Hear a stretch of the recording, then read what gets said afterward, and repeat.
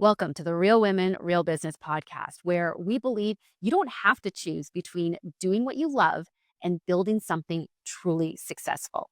Each episode, we cut through the noise to show you exactly where your energy should go, how to eliminate what's keeping you stuck, and most importantly, how to tell the difference between what's actually making you money and what's just keeping you busy. Around here, we're all about helping you to work smarter, build stronger, and dream bigger. You've already built something amazing, but if it feels like you're stuck in a cycle of back to back calls, half finished launches, and late nights just trying to catch up, you're not alone. Most women start their businesses with passion and drive, but somewhere along the way, they start settling for good enough. They want more, but worry it will cost them too much.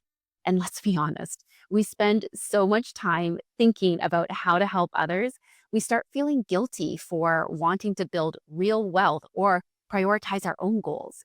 That's exactly why I created the Real Women, Real Business Mastery Program to help ambitious women like you stop settling for just enough and start building a business that's truly aligned, where passion, profits, and progress work together, because making more doesn't mean sacrificing more. It means building smarter with the right support and the right strategies. If you're ready for sustainable success in a business you actually love running, book your free coaching assessment at aboutShaunaLynn.com/coachmate. Let's explore what's possible together.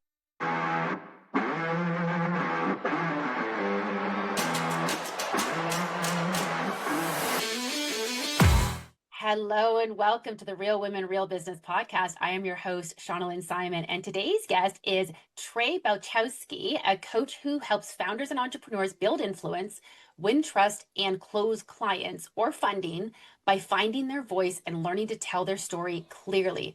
Her clients have closed an incredible $142 million in funding. She's helped deliver 17 TED and TEDx talks, and her work is grounded in the very simple belief: public speaking and storytelling just aren't optional extras for business owners. They are learned skills that make your ideas understandable, memorable, and easier to say yes to. So, Tre, welcome to the show. Thank you so much. I'm so excited to be here today. I'm thrilled to have you. And I know that some of the people who are listening to this here are probably thinking, but I don't want to be a speaker.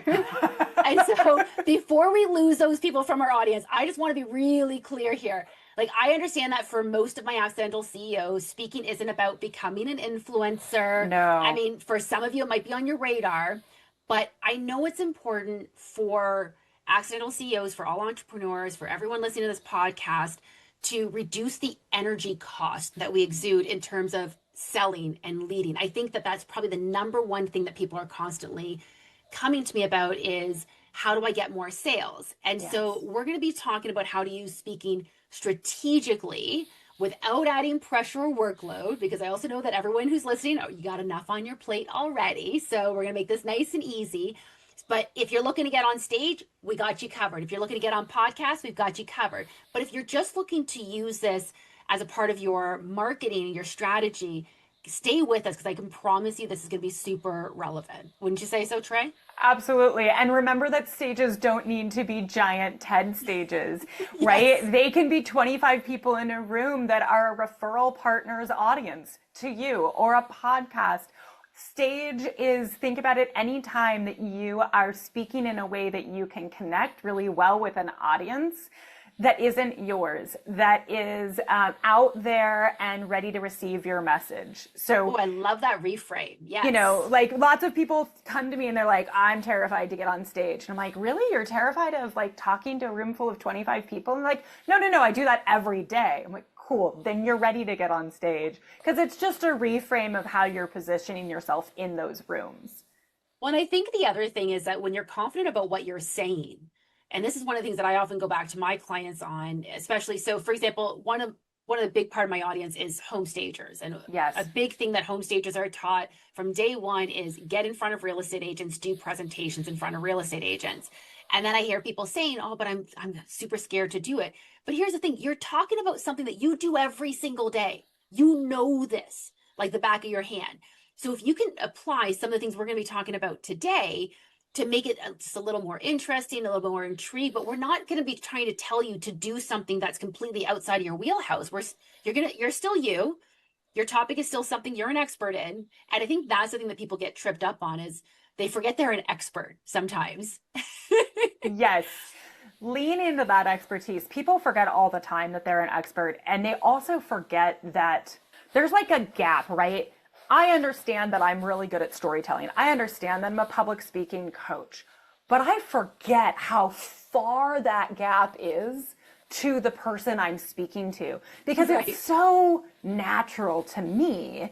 But the person I'm talking to is like, okay, so a talk. I'm giving a presentation. How do I start? And I'm like, oh, you don't think you have a basis to start with. Let me tell you, you have so much raw material already. You have the stories of your client successes. You have stories of pivots and changes you've made in the way that you do the business, in the way that you advise your clients to do what they're doing. You have stories of your own. All of these things, all of your expertise is the raw material. And all we're trying to do is put it into a format that is very understandable, that keeps people nodding along, right? You get that little head nod in the audience and you're like, all right, I've got them, moving people through so that they understand your value. That's really the transition. Yeah. And I think people often try to overcomplicate things. Oh, yeah. And again, underestimate what they already have in their toolbox. But one thing that you actually said that before we even got into that part of it that I really wanted to kind of circle back to is you talked about how big the gap is between what you know about public speaking and storytelling and what an average person might know. And this is the reminder I want for every single person listening to this, that the things that we take for granted as common knowledge are not, that is expertise and skills to someone else. So I, for example, when it comes to like business foundations, this is like business 101 stuff is super simple for me.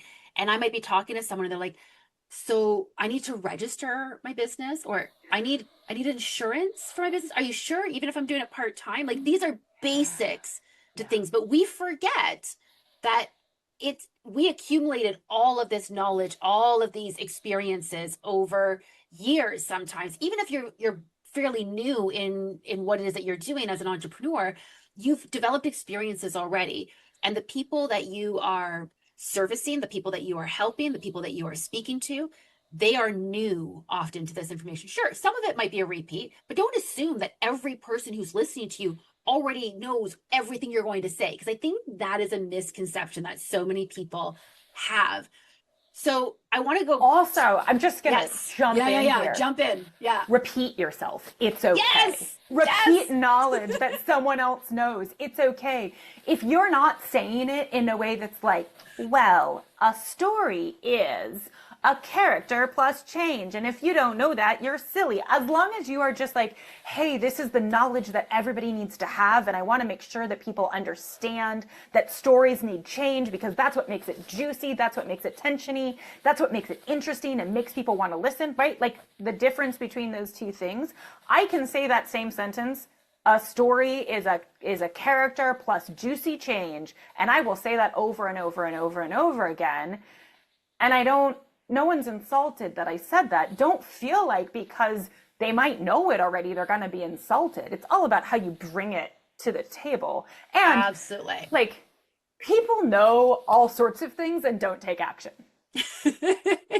Right? We've got to tell them. Just because we know doesn't mean that we're actually going to do anything with it. Yep, absolutely. No, I know that I should have vegetables in every single meal. I don't. And so every time that I'm told I need vegetables in every single meal, there's a period of time that I do. And I'm like, yeah, like actually spinach in my omelet in the morning is what's happening. But we get in this place about our own knowledge. We're like, well, I've already told my audience that once. I don't want to hammer it home. I don't want to be too salesy. I don't want to be too pushy. No. Remember your own self and that you forget things. And also, particularly if we're looking to engage someone, we're looking to get in a client relationship with them. They need to hear things many times so that they're thinking about it in the back of their head. And they're like, you know what? Really, I'm not doing that over and over again. I keep knowing I should do it. I need support. I need Right. support on doing that, right? And so don't be afraid to repeat yourself. Don't be afraid to say something that somebody already knows. It's okay. Well, and think of it this way too. If you're listening to the radio, which I know is super old school, but I still do it. I know some other people who do it too. But like, let's say you're listening to the radio, you're driving, you're doing something else while you're listening to it, and a commercial comes on, you kind of just catch the tail end of it, and it kind of piques your interest, but you didn't really fully pay attention. The next time the commercial comes on, you catch a little bit more of it. You're still not entirely certain what it is that they're selling or who they are, but you catch a little bit more. The next time that commercial comes in, you're recognizing it. This is familiar. You pay a little more attention. Oh, they're selling this. Got it. Okay. The next time they come in, you're catching the company name. Now, the commercials that will stick with me the most are the ones where they are saying the name of the company multiple times. If you say the name of your company at the start of the commercial, but you don't repeat it at the end, I forgot who you were because I didn't know at the start of the commercial to pay attention to who you were. Yeah. Right. And again, I'm using a commercial as an example. That's not necessarily what we're talking about here, but the point is that you need to repeat yourself, like you said, and not assume that just because you said something once, someone remembers it. If you've got kids, when you say something to them, do they always remember what you said? Does it matter if you say to them, but I told you that yesterday? No. So it's the same thing. And like they've got more of a vested interest when you think about it, whether it's your significant other or your kids or your parents or whatever. There are definitely those frustrating moments of like, but I told you. But when I think of the number of things that I have forgotten more so than I have remembered, like someone will say something to me like, oh, I told you that. I'm like, sounds familiar. But like, it's not fully registered. But if you had told me multiple times, oh, it's nailed in. And I actually just did a podcast episode on this recently, talking all about visibility and how you need to repeat yourself. So let's circle way back to the start here, because one of the things that you talk about is public speaking and storytelling are what you call mission critical. They are not a nice to have. What's the real cost of a business owner who avoids this? Oh man. Okay. So first let's start storytelling. Okay. If you aren't telling stories, you aren't closing deals. And there are 3 deals that I think about for most entrepreneurs. There's the one that most people think of, which is closing the sale. You need to tell a story that allows the potential client to imagine their new future while working with you. You need to tell a story that they can put themselves into a new spot and understand how they're going to get there, or understand how enticing that is. That's story number 1 and close number 1. Close number 2, partners.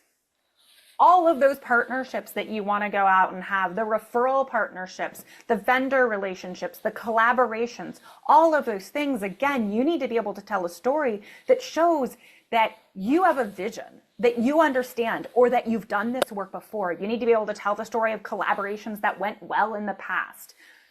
That's close number 2. Close number 3 is I hope you're starting to think about your hires. How are you hiring people? And that involves a story of telling them how they're going to be a part of the team, how they're going to be part of your vision, how that world is going to be shaped up, and the impact that they're going to be able to have, particularly if you're bringing on a higher power hire, someone that's really going to be your go-to, your second person. That person needs to understand the world that you're building together and how they fit into it. And so that's storytelling. If you're not storytelling on those 3 levels, you're dead in the water. You might be able to get a couple of sales through referrals. You might be able to get a couple of sales because people already truly understand the pain point. But you've got to paint that new vision and also paint that you understand those pain points, both for the client and for the collaborator, the partners, and even for the new hire. So that's storytelling. Now let's talk public speaking. I'm going to take a roll back and say public speaking is more than getting on really big stages. Public speaking, I'm starting to call it like public and private speaking. Public speaking is exactly what I'm doing today. I'm getting on a podcast and I'm getting my message out to more than one person, right? I'm talking to you, but I'm actually talking to all of your listeners. Absolutely. Public speaking is also, as you were saying, giving presentations to a bunch of real estate agents. Yeah. That's public speaking. Public speaking is also getting in front of a networking group, getting in front of a conference, getting in front of a hyper specific audience that you know is going to resonate with your message, and where you're able to explain a pain point that they've been dealing with but haven't even put words to. That is all public speaking. People often I've got splashy accolades where I help people with all of these TED and TEDx talks. That's what people think of when they think of public speaking. And yes, that is a high stakes, high pressure public speaking example. And there's so much more that's involved in that. And so if you're not picking up the mic, whether it is the podcast mic or the mic on stage, if you're not standing on those small, medium, and large stages, you're missing this huge opportunity to connect one-on-one in a way that's actually connecting one to many. And frankly, right now, let's talk about the other places that you're marketing. It used to be that if you were a strong writer, go and write, and that's your marketing. It used to be that if you were really good at engaging on social media, jump on social media, and that's where you're marketing. But those markets are super saturated. And the messaging is just so noisy there. And with AI, it is becoming so much more noisy. Mm-hmm. Here's the deal. You cannot drag a computer on stage and have AI give a talk for you. Right. And so these spaces aren't as littered. It's full of people that are strong opting in, both from the people getting on the stage and the people showing up. People aren't showing up to those stages, to the audiences, because they happen to be scrolling on Instagram and are bored that day. They're showing up because they're interested. They've opted in to what you're talking about.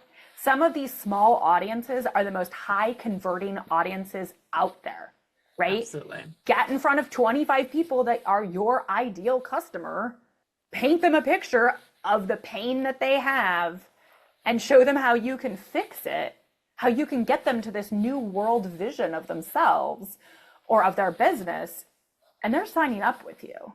So there's a huge missed opportunity if you don't do it. That's going to convert way better than a viral reel that you might have that people found interesting, but didn't necessarily mean that they were your ideal client, that were ready to buy, that wanted to work with you. You said so many incredible things there. I want to dig in a little bit further into a few of those things, but we're going to do that as soon as we come back from this quick break. We'll be right back after this quick message. This episode of the Real Women, Real Business podcast is brought to you by, well, potentially you. Are you a brand or service that supports passionate female entrepreneurs who are ready to turn their vision into profit without the stress and overwhelm? Perhaps you're an accidental CEO yourself, now on a mission to make work and life easier for fellow passion-driven boss ladies. Our podcast is experiencing an exciting 30% month-over-month growth, reaching entrepreneurs who are building stronger, working smarter, and dreaming bigger. We have limited partnership opportunities available for brands that align with our mission of redefining how working hard looks and feels. Visit aboutshaunalynn.com/partner to learn more about becoming a partner in our rapidly growing show. And welcome back to the Real Women, Real Business podcast. All right, welcome back to the Real Women, Real Business podcast, where we were speaking with Tre about speaking, essentially, but we're redefining what that looks like. We're talking about storytelling and public speaking. We're kind of redefining what it looks like. There were so many things that you said before the break. Let's go back to the storytelling element of things. Yes. Because I think that, I'll admit, I am someone who tells a lot of stories without even intentionally telling a lot of stories. And I have acknowledged that if I could be more intentional about it, it could be incredibly powerful. And it's not to say that I'm not already closing deals, whatever that looks like, the way that I'm doing it, but I don't do it with the same sort of intention. And so for me, a big part of it is little analogies that will come to me kind of in the moment. I'm pretty good at relating things back to a real life scenario that people understand. But if you make me sit down to try to come up with one of those things, I'm going to struggle with it. But everything that you were saying about in terms of when you're talking to potential clients and customers, when you're talking to partners, and when you're talking to your team, I think those last two, I think we all know that we need to, whether it's storytelling or we just know that we need to be able to connect in a better way with our clients. But I think we often forget about how valuable that is for partners, for our team members. Like one of the things that I teach my clients is if you're not sharing your vision with your team, which is also a story, like Yeah. they don't know what the roadmap is. Like they don't know where we're headed. They just blindly got in the car with you, but that's a little unsettling. And if they're just blindly getting in the car with you, they're basically just going to be driving with what's in front of them. They're not looking any further than that. And partners, oh my gosh, I can't tell you how many times I've been approached by people who have said, like, we should team up, we should collaborate. I'm like, great, what does that look like to you? And it's crickets. Yeah. And that leaves me every time I'm like, well, now I have to think about it. Like, I don't know. You're the one who said you wanted to collaborate. And like, now you just put all this work on me. One of the number one rules when it comes to communicating with your clients is to take the work away from them. Make it as easy as possible for them to say yes. The same goes for your team members, not just in when you initially hire them, but in everyday tasks. Make it easy for them to say yes to helping you. Make it easy for your partners to say yes. So I love the way that you're framing the storytelling with that. Now, you mentioned earlier that storytelling was a character plus change. A change. So how does someone get started with, like, am I supposed to sit down and think of every story that I have to tell? Like how? No. Okay. How do we make this not overwhelming? First of all, stories are everywhere.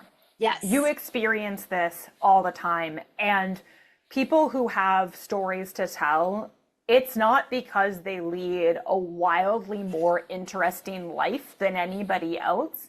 It's that they take note. And so I want you to have somewhere a notepad, whether it's on your phone, in your computer, a physical notepad. I'm a real physical person. I always have a notepad with me. However it works for you, I want you to jot these little moments down. And you don't need to say much, right? So for example, I'm out hiking one day, and let's be honest, I'm like huffing and puffing and dying on this trail because I'm out on land that my husband's biking club upkeep. So it's like meant for mountain bikers. Sure. And these bikers come hauling down the trail, and it is a bike first park. So I jump off the trail and take a much needed break, a break I wouldn't have given myself otherwise. And as they fly by gleeful and just be like, yeah, what a great day to ride, man, I am catching my breath, and I notice this crazy looking, eerily white flower plant. And I get down on my hands and knees, as I want to do in the forest, and look at it and examine it. I take a bunch of pictures. It looks unlike anything else I've ever seen. I go home, I open up my book of flowers, and it turns out that it's an extremely rare orchid. Okay, I use that story to talk about how stories are everywhere, to talk about how we find them when we slow up to notice them, to talk about how opportunities for rare, unique things are there if we take a moment to pause. I use that core story for all manner of things. And the only reason that I have it is that I took the moment to note it down. After I found that it was this extremely rare orchid. It's an albino orchid that is super interesting. It only grows in the redwoods. It flowers for like 3 days. It's really unique. Once I realized how unique it was, I jotted that down. I was like, oh, that's a cool story. Mm-hmm. If you want to sit and harvest stories, if you're like, okay, I have no stories that I can think of, sit and think of the last time you were surprised, the last time you were scared, the first time you went to a foreign country, the first time you met your partner, the first time your kid said something interesting, your very first client, your hardest client, your worst client, your best client. Think of these types of things like last, first, best, worst are great ways to start, and just start jotting them down. Now, I don't want you to put too much energy into them at that point. Then it's about looking at the stories and saying, or looking at these ideas and saying, what is the story here? And this is where understanding this definition of character plus, and I say, juicy change, but it can just be change. And in fact, I have taken this from George Saunders, who is an amazing writer and teacher of storytelling. And who's the character in this? The character in the story I told you about the orchid is me. The change that happened was the slowdown and was the aha moment of this thing I would have missed being really rare And it changed who I was in terms of how I hike. I actually take time to look at flowers now. And I'm now the person that's like dropping my pack off to crawl under a bush to look at something. Right. That's the change that happened. So when you're talking about client stories, great. Who are they? That's the protagonist. What was the change that happened? What's that transformation you offered them? When you're talking about stories of, something that happened with your kid, again, what is that transformation? What's the change? And those are the two things that you're going to start to just pull out. And those two things, if that's all you do, you're going to become a better storyteller. When you start recognizing the character and the change, and that most of the time, the orchid story, I'm the character. Most of the time, when you're an entrepreneur, when you're a founder, when you're out there, you're not the character. Right. You're a side character. You're a helper in the character, but the character is the company that you're helping, the individual that you're working with. Maybe it is a team. Maybe it's a project, right? A project can be a character, but it's probably not you as the main character. And then what was that change? What shifted? How did it start one way and move to another? Just knowing that, if you know nothing else about storytelling, that's going to increase how you tell a story. It's going to move it from a list of facts. This happened, and then this happened, and then this happened, to this happened, and then something changed, and it became like this, right? Right. It's funny because I think, as you're telling the story, I'm realizing that I'm definitely using storytelling, I think, more than I even acknowledge. I have what I call my content bank.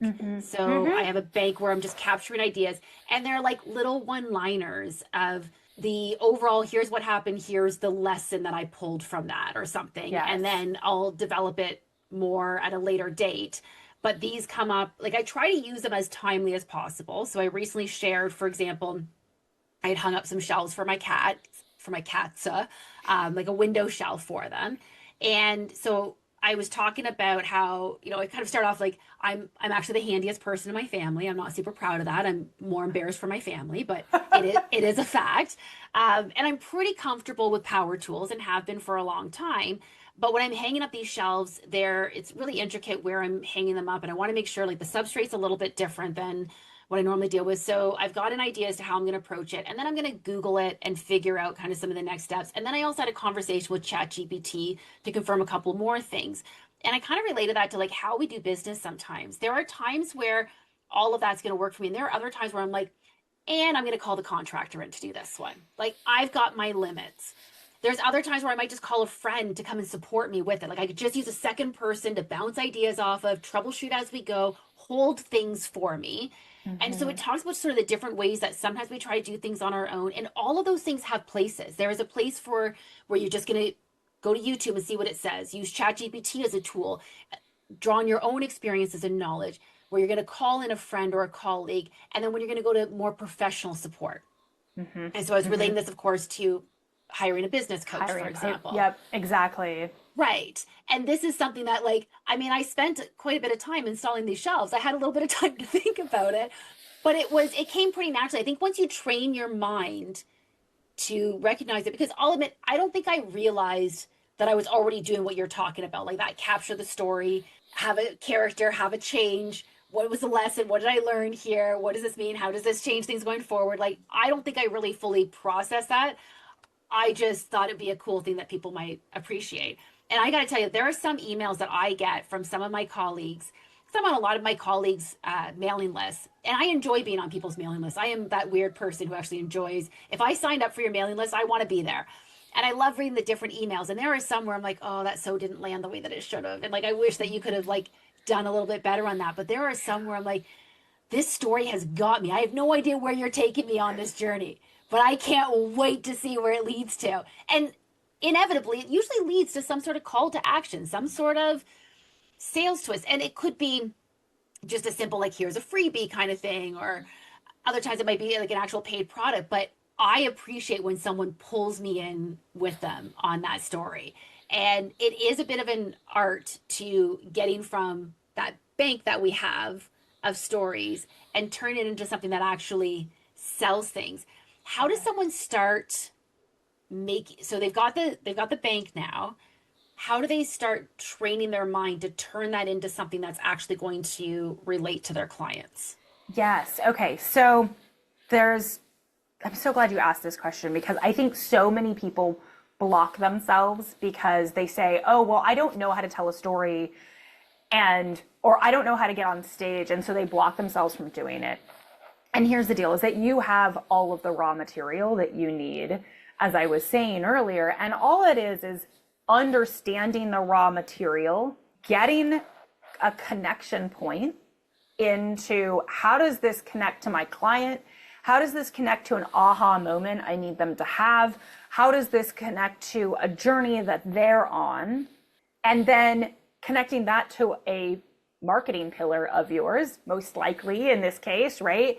For our entrepreneurs, connecting it to a marketing pillar that you have, and then framing the whole thing up into either a newsletter or into a talk is what I'm often focused on, or into a broader story that will be a story plus the aha moment for a podcast, all of these things. And I actually have a really great 45-minute session that I'm offering to your audience for free that's called a story finder. And we do exactly that. You bring a story and we're going to tease out that core, the thing that you didn't know was there.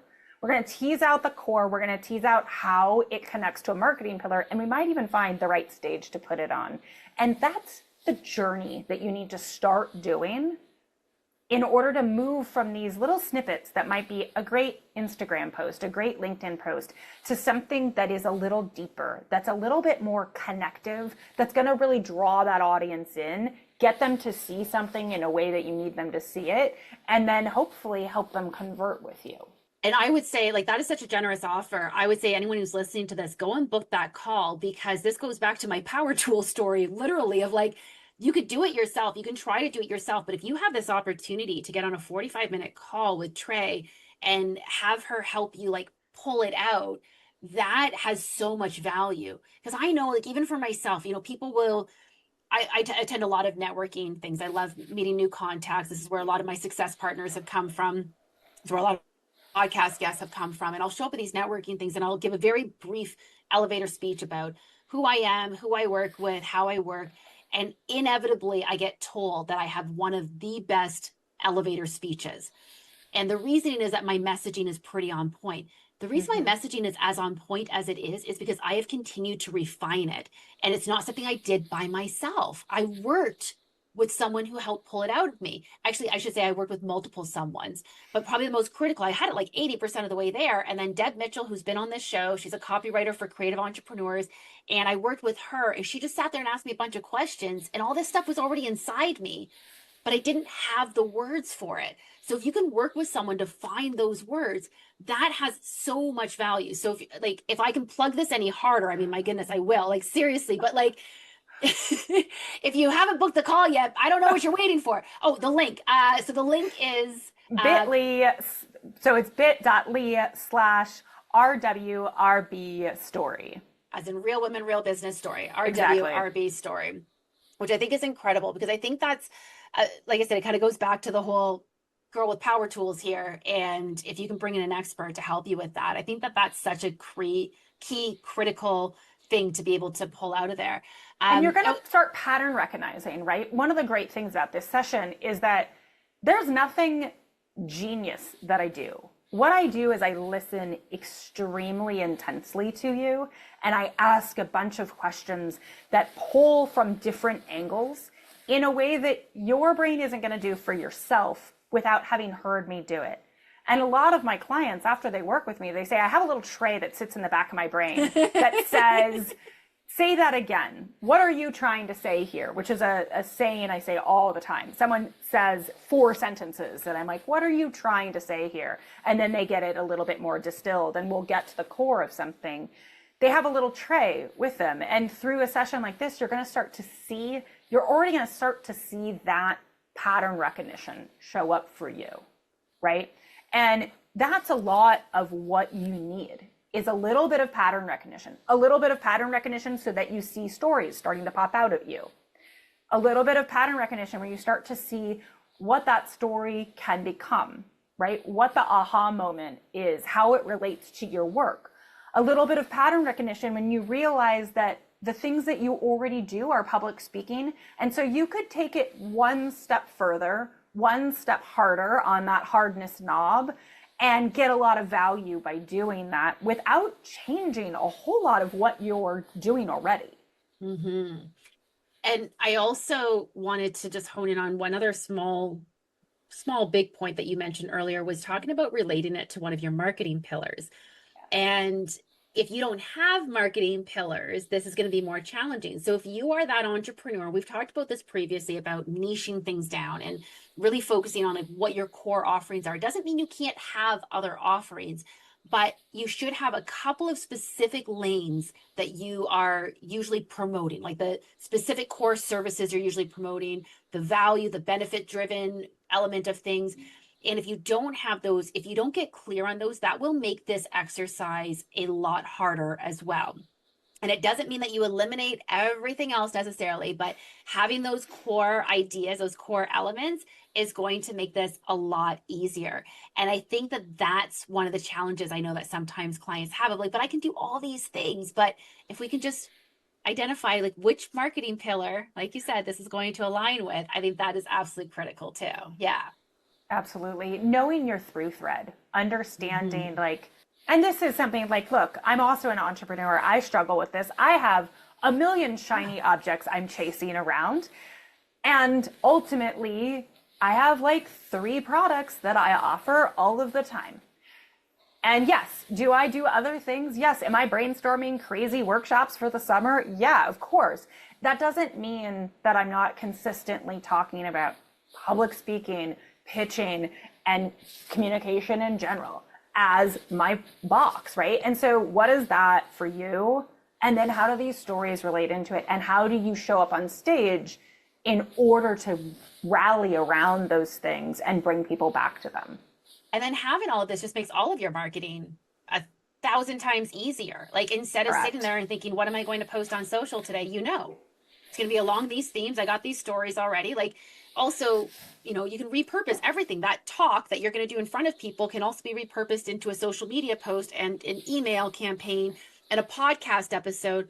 I can literally turn a 2-line social media post into a full podcast episode here. I've done it numerous times. You know, just all of these things should be feeding themselves, right? Absolutely. And that's why I think, you know, one of the things that your whole podcast is all about is how do you do it with less stress and less work? Public speaking isn't an add-on, right? I don't want you to think about, oh God, now I have to think of talks. First of all, you've already got them, you just don't know. So come find me, I'll find you the talks that you already have, right? Yeah. Secondly, each one of those talks, if you're in front of a good audience, it's likely getting recorded, right? Yeah. Get that recording back, splice it, dice it. If it's not getting recorded, use some sort of AI note-taking. I love Granola personally. AI note-taking app. Throw your phone next to you, click go, record what happens when you get on stage, because also your script and what happens live are going to be different. They should be different. Please have them be different. Respond to that audience, right? Like be in the feedback loop with them. Take all of that and look at it and be like, wait, I see a bunch of LinkedIn posts here. I see my next 2 newsletter articles. I see, in fact, 2 new talks with loops that happened in this that need to be explained more deeply. This isn't just I'm going to go and put a bunch of effort in to give a talk and then let it go away. Right. Also, if you put a bunch of effort in to write a talk, which if you want to write that talk, call me, we'll work together on it. If you want to put a bunch of effort into doing a talk that you feel really proud of, please don't give it once. Please give it over and over and over again. Please bob and weave with it, lens it for this audience and that audience, grow it with you, but like keep that same core talk going, because you put a lot of energy into it and it supports you and your clients and what you're wanting to do. So use it a bunch, invest in it once, and then reap that ROI for a very long time. Right. And so absolutely, it's not an add-on. It is like a foundational piece that's going to help you grow all of these other things. And it's truly such a high ROI that it's kind of silly not to do it. Yeah. And this is I think this is actually a perfect way to end this episode as well, is just on such a high note of like, this is not an add-on. This is just, it's built into everything that you're doing, and it's just going to enhance it. The more intentional that you are about it, the more it can enhance it. I mean, I don't like doing anything multiple times without like if I'm doing it multiple times, I want to do it the same way as many ways that I like new things, don't get me wrong, but I don't like making things harder for myself. So yes, everything gets tweaked. I've literally never given the exact same talk twice, obviously, but I've given the same similar themes all the time. And in fact, if you want to hire me as a speaker, if you want me to create a custom talk, that is going to cost you a lot more than if you grab one of my signature talks. Because Yes. those are already created, those have already been curated, they've already been practiced and tested. And I'm don't get me wrong, I'm often shiny object as well. I should add this to my next talk, or create a whole new content theme for that talk, because my brand is also just like everyone else's brand. My brand is also evolving, and I'm finding different stories, different language, different narratives, and different ways to present that messaging. But ultimately, I am repurposing wherever I can. I'm not completely scrapping everything and starting all over. Imagine if you took your website and you put up a website for a few weeks, and then a few weeks later you're like, all right, cool, next, and you create a whole new website. Please don't do this. This is what not to do. What do you think Google's going to do with you, for starters? Right? Like, what do you think your clients are going to do? What about someone who is accustomed to coming to your page and finding specific information, and now you've just moved it? Like, you wouldn't do that. So why would we do that with any of our content? It's not just about the signature talk, but any of our content. Why would we continually change it? Should it evolve? Abso-freaking-lutely. It should absolutely evolve. But should we be completely throwing it out? Not usually. Sometimes there are some things that just need to go in the trash bin, but most of the time it's just a matter of evolving it, because there's usually a good core to that. We just need to move it a little bit further forward. Tre, I feel like we could be talking all day. I just want to do one final plug for this Story Finder session. So it's a free 45-minute Story Finder session that you're offering to the audience at bit.ly/RWRB story. We will have that in the show notes. That link is in the show notes, of course. And this is such a generous offer. I think that anyone who's listening to this, if you are not taking her up on this, I don't know what's stopping you, in all honesty. Unless you feel like I got speaking and storytelling nailed down, which I won't even say that. I mean, do this call. I'm kind of considering doing the call myself, so I highly recommend it. So if someone's listening to this today and they're like, okay, you guys just threw a whole lot of information at us. Yes, we did. And they can take one step, one step today. What would you like, or just one takeaway from today's episode? What do you really want them to hang on to from this? I really want you to know that public speaking is not terrifying. It is listed as one of the top fears among people. I want to demystify it. I want you to understand that you're already doing so much of what public speaking is, that you have so much of the raw material, that I don't want you to stop yourself from doing this highly impactful, highly ROI activity because you don't think that you have it. You have the raw material. You're probably doing the vast majority of what you need to do to get to that first step.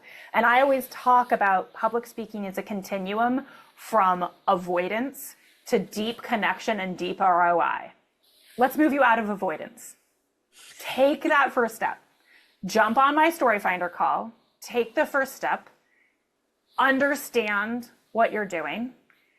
And don't be afraid of this. This isn't something you should fear. It's really impactful, and it's going to help your business. Amazing. I couldn't have said it any better myself. I love it. Thank you so much, Tre. This has been such an honor. Thank you so much for joining me on the show today. Thank you so much for having me. And all right, if you're listening to this episode, of course, and what we're saying is resonating with you, I hope that you will continue to tune in each week and allow us to continue to be a part of your journey.